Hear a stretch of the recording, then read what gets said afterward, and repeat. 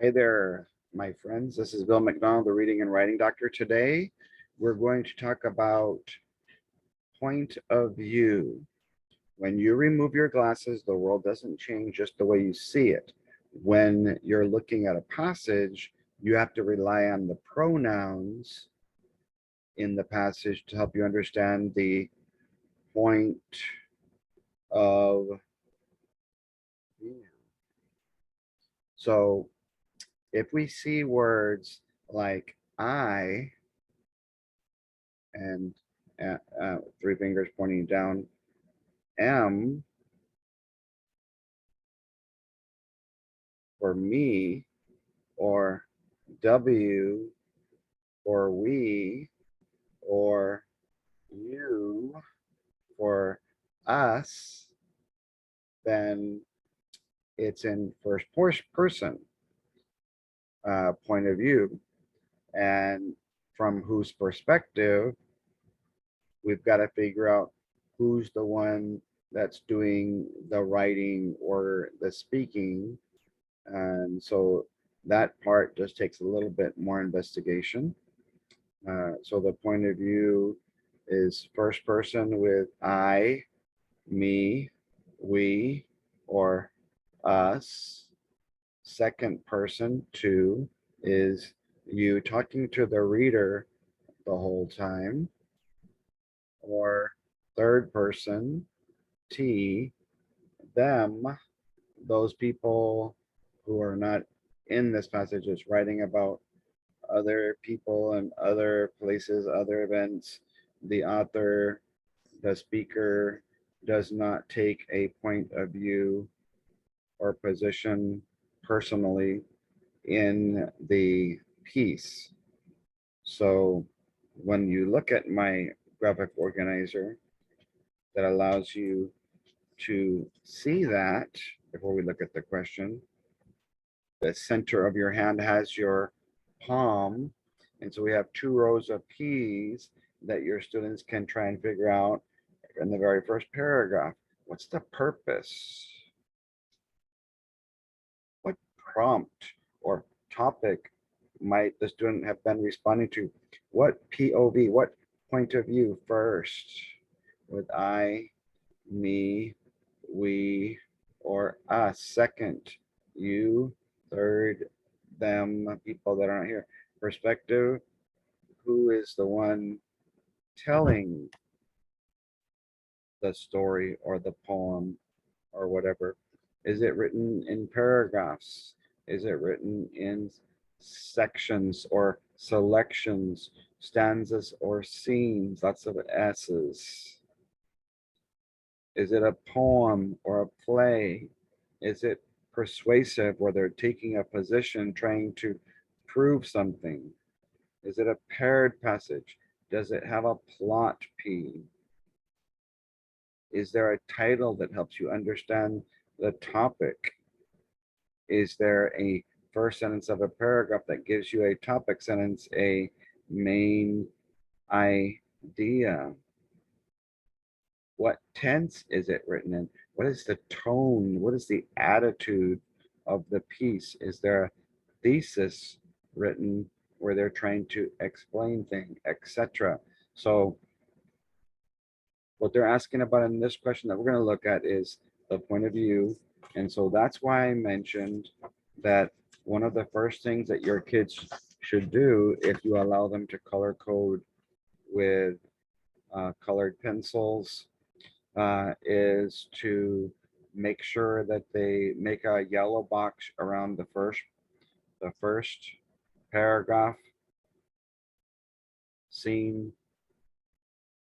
stanza, and a red one around the last one, because by the time you finish the first stanza, paragraph, or scene, you're going to be able to find out words like me, I, my, me. So who is this I, me, my, or me? Well, the speaker is speaking, and they say here in stanza 3, my sister told me that it was crazy for me. So apparently the me is not the sister, because in the very same line, line 11, it mentions the sister as opposed to being the speaker. This the sister is one being spoken about, and the speaker is the me, the I in this passage. So when you look at the answer choices that say which point of view does the author use in this poem, I can tell based on the 2019 results that in fourth grade, and it could be for any grade, practice that point of view with your students using the fingers that I showed you, because only 52% of the students in the entire fourth grade in Texas, and for those of you that live outside of Texas, there's 300 to 350,000 students in each grade level in Texas. So that means almost 150,000, 175,000 kids did not understand point of view. So the two that would have been close to pick would be the first person from the sister. No, because in the same line, the speaker says my sister and uses the word me. So it's first person, I, me, I, we, from the speaker's point of view, not second person, because they weren't talking to the reader. They never said the word you the entire time in terms of talking to the reader. And from an unknown perspective, third person, that's not mentioned. So the best answer is going to be uh, first person from the speaker's point of view. So try that with your kids. Practice using the one, two, and um, one, two fingers, three fingers with me and we, two fingers to form my little U for us, and the T pointing to people outside the passage, and talking to the reader with second person, where I can turn that number two into a Y and say that it's all about you. So please, as always, like the video for me on YouTube, join my YouTube, click subscribe, and you'll automatically receive notices whenever I upload a new video. If you teach third through fifth grade reading and you haven't already purchased the practice test, just let me know in the comment section, third through fifth grade reading, and I'll attach a link for you if you want to use this practice test with your kids these last couple weeks. If you teach 6th through 8th, mention that to me. And if you are a high school teacher and know for sure that you're going to have some students retesting to prepare for the June test, go ahead and mention that as well, and I can send you that along with the revising graphic organizer that also has some editing and revising and short answer when we start getting ready for next year. I've already prepared my revising graphic organizers for next year's editing, revising, constructive response, short response, extended response, as well as my advanced English language arts folders are already ready to answer the 1-point questions with constructed type responses, the 2-point short answers, and the 3-point extended essay responses. Now, I would love to get to work with many of you this summer in preparation for the coming school year.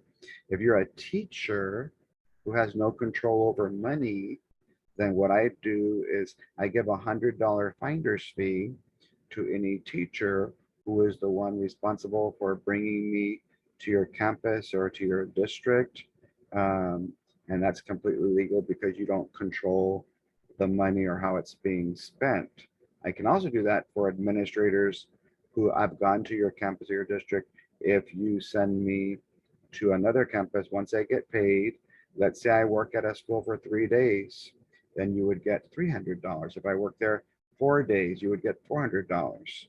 And so basically it's $100 finder's fee if I've never gone to that school before, or even if I have, and you're because of your hounding them, I come back to a campus or district because of you, because most of you have never seen me do reading with students while teachers observe, or my reading training with teachers. Keep in mind that I'm also a math consultant with Common Sense Math if you're a math teacher uh, as well. Just type in the search engine of Facebook, come on Sense Math, and you'll be able to join my math club. If your problem is more about classroom management and motivation, then you can type how to turn their horns to halos.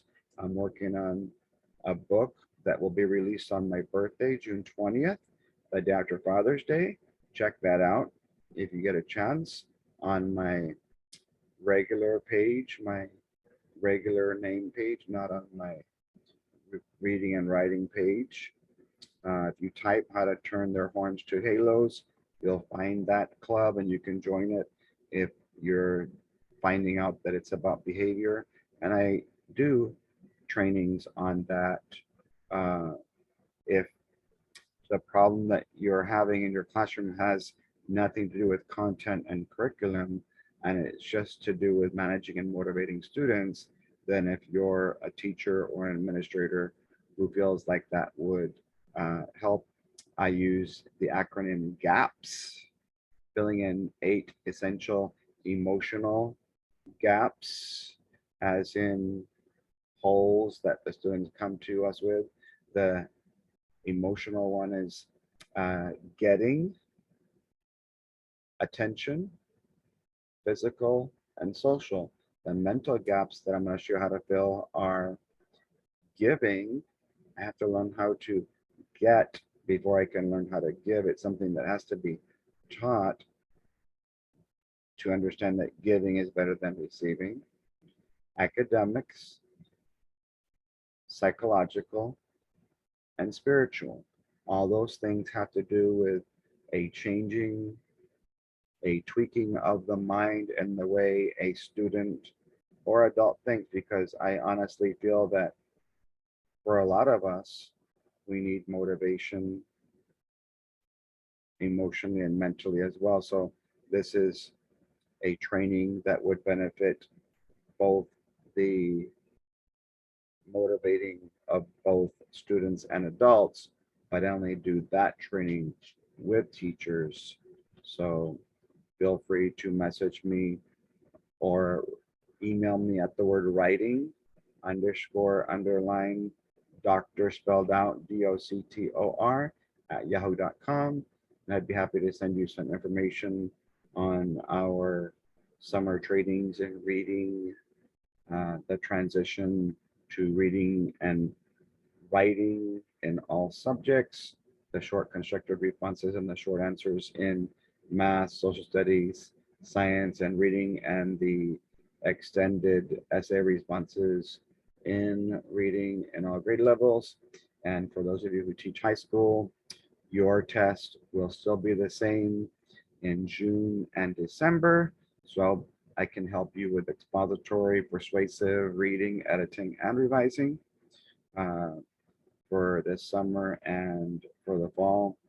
I am getting dates already for the summer and the fall, so I wouldn't wait too much longer so that you can get the dates that you would like. Thank you for taking the time to watch this video.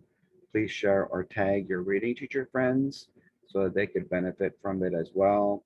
If their students were possibly struggling with the point of view and perspective in a passage, in this case, a poem. Take care and God bless.